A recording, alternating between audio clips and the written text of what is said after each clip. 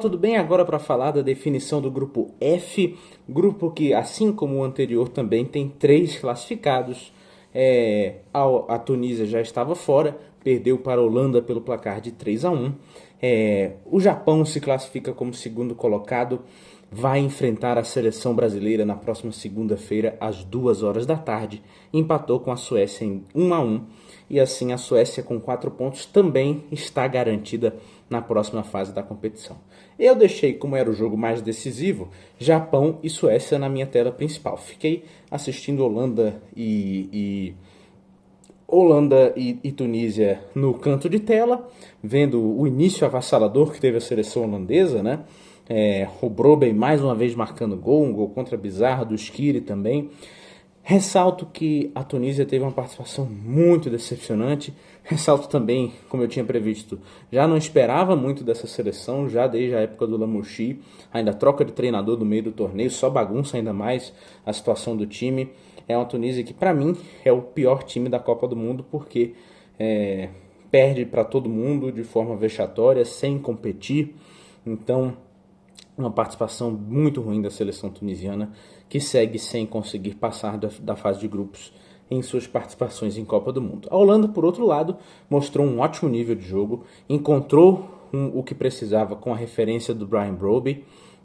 Por mais que não seja um jogador tecnicamente brilhante, ele é um cara que cumpre a função, né?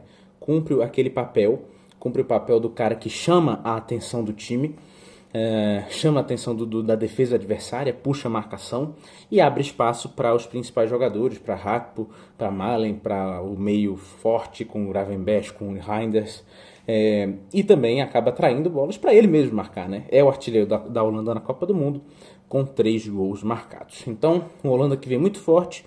Já sabemos também o confronto da Holanda. A Holanda vai enfrentar no mesmo dia do jogo do Brasil, enfrenta Marrocos, e um jogo que vai ser duríssimo. Um jogo muito bom entre Holanda e Marrocos. Mas vamos falar do adversário do Brasil na próxima fase. Pois é, vamos falar da seleção japonesa de Hajime Moriyasu, que mantém uma marca muito importante. Desde que assumiu, ou desde a última Copa do Mundo, o Japão de Hajime Moriyasu não perdeu uma vez sequer para um adversário europeu. Uma marca muito importante para a equipe japonesa, que tem um plano a longo prazo. É um país que busca ser campeão do mundo, seria o primeiro de fora de América do Sul e Europa, e busca fazê-lo até 2050. Então temos ainda 24 anos para o Japão cumprir essa promessa. Será que esse ano, para fazê-lo, vai ter que passar da seleção mais vezes campeã do mundo? Vai ter que passar do Brasil, né? Vamos fazer mais previsões sobre esse jogo quando chegar a véspera, como vocês sabem bem. Mas vou falar um pouco sobre esse jogo em si, sobre Japão e Suécia, que foi um jogo, na minha opinião, um pouco decepcionante, né? Acho que tem algumas questões de contexto. O fato da seleção japonesa e da seleção sueca saberem que o empate era benéfico às duas, que provavelmente faria com que as duas outras passassem de fase, né? A Suécia há muito tempo não fica fora numa fase de grupos, né? Acho que há 32 anos, né? A última vez, se eu não me engano, foi na Copa de 1990. Posso estar errado, mas enfim. Ou foi 98, enfim, não me lembro. Uma seleção sueca que justamente apostou naquilo que nós tínhamos dito, né? É um time que depende pesadamente dos seus jogadores de frente, que depende de chegar em Gyökeres e Isaac. Pelo menos o primeiro tempo foi basicamente esse o desenho, mas o segundo tempo mudou um pouco. No segundo tempo a seleção da Suécia apostou um pouco mais nos lados de campo, jogou bastante pelo lado do Elanga, que foi o principal jogador da Suécia durante a partida. O jogador do Newcastle faz um golaço para empatar o jogo, vindo quase sem ângulo, né, do lado esquerdo da área. Um gol diferente, né? Um gol muito, muito bonito, achei o gol do Elanga. Antes, obviamente, o Maeda tinha feito um gol por uma das forças dessa seleção do Japão. Enfim, é um Japão que gosta de jogar bastante pelos lados de campo, mas quando abre espaço na defesa do adversário, o meio é uma ótima estratégia, já que o Japão tem 2 jogadores na frente, né? Pelo menos tem costumado jogar com Maeda e Ueda. Então é muito importante para o Brasil ocupar bem o meio, mas também não desocupar as pontas. É um Brasil que a gente sabe que gosta de jogar em transição, mas é um time que não faz questão de ter a bola. O Japão não, o Japão também não tem essa prevalência de ter a bola ou não, mas prefere ter a bola, né? Pode, fica confortável sem a bola no pé, mas muitas vezes também nós vemos o Japão ocupando o campo de ataque do adversário, fez isso contra a Tunísia o jogo inteiro, fez isso hoje contra a Suécia na maioria do tempo, e fez isso em alguns momentos contra a Holanda também. Então não imagine que o Japão vai se intimidar com a seleção brasileira, não. Não vai ser um jogo dominante, não vai ser um jogo com o Brasil no campo de ataque. O Japão gosta sim do cenário de transição, mas vai ser um Japão que vai tentar trabalhar a bola, vai tentar envolver a marcação do adversário, vai tentar encontrar espaços pelos lados do campo. Então, um jogador que tem feito uma Copa do Mundo excelente, que é o Keito Nakamura, joga pela esquerda, lado do lateral Danilo. Por ali, provavelmente, se o Ryan continuar como titular, vai ter que ter uma dobra para tirar a bola desse cara, porque é alguém que vem para dentro, que corta, que chuta também quando tem oportunidade.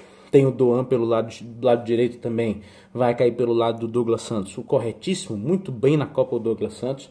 Acho que é um cara que, por aquele lado, não costuma ter a ajuda defensiva do Vinícius Júnior, mas o Vinícius Júnior pode sim voltar para ajudar a marcar, pode ser o próprio Matheus Cunha, como algumas vezes aconteceu na Copa, ou o próprio Paquetá também. Então é um Brasil que se ajustou defensivamente e que acho que contra o Japão vai se utilizar menos da marcação-pressão, já que o Japão também gosta de apostar muito na marcação-pressão. Tem a condição de ser aquele jogo kamikaze, aquele jogo para lá e para cá, para lá e para cá. São coisas para a gente pensar até o dia do jogo. Tomara que o Ancelotti tenha assistido esse jogo.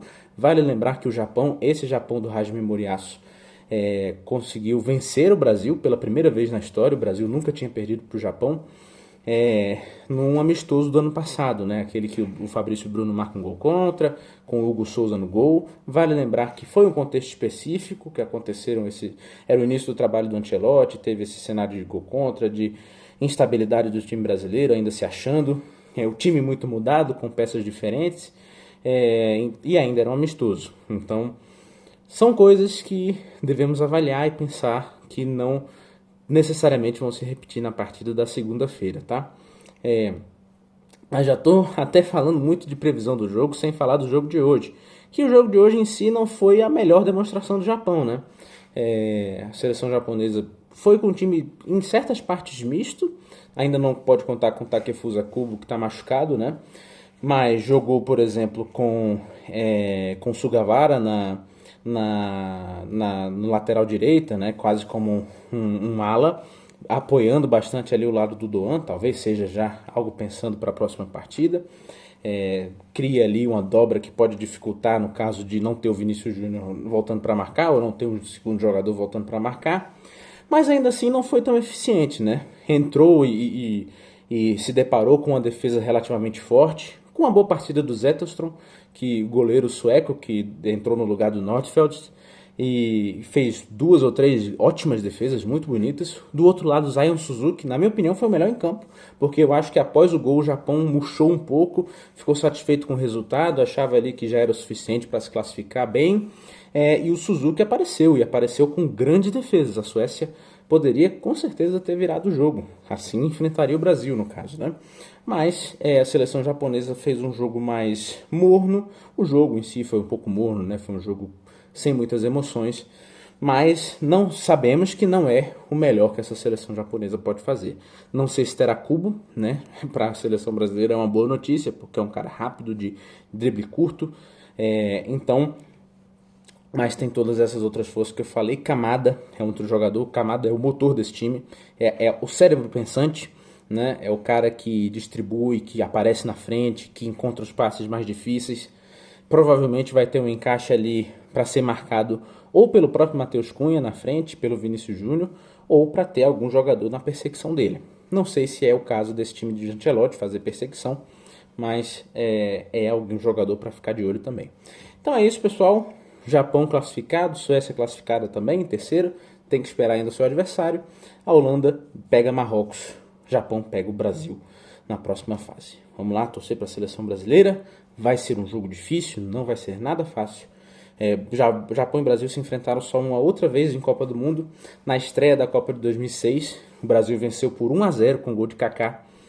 Então tomara que aquela mesma sorte pegue e que o Brasil vença de novo. É isso aí, pessoal. Até a próxima.